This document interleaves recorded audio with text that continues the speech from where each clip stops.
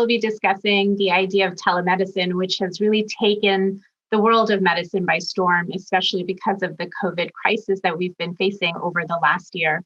While telemedicine has really been, I think, a huge opportunity for us in medicine, there's been many limitations. So my discussion really goes through what these limitations are, and that they can't really replace an office visit. A telemedicine visit is definitely helpful for our patients, but they're not the same as an in-person visit. And it doesn't really add up to building that relationship that starts with that office visit in person, where you really meet the person, you examine the patient, you pick up on subtle clues that occur when watching a person who might be struggling to answer questions or really struggling because of something happening that they're having a hard time talking to you about, and you're able to pick up those clues.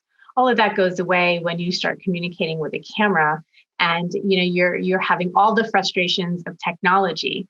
Many of our patients are trying to do these visits while simultaneously working from home. Just today, I had a conversation with one of my staff members who was doing a telemedicine visit while the patient was on a Zoom conference call and had to put the visit on hold to answer a question on Zoom. And so these kinds of things are really disruptive to an office visit and to building that relationship and that trust, and to making sure that the patient adheres to the plan, understands the types of treatments that we're talking about, and has a good understanding of what's going on. So my discussion and my part of the debate really highlights, while it's a great idea, but there's some guardrails that need to be put into place to really ensure that this happens properly.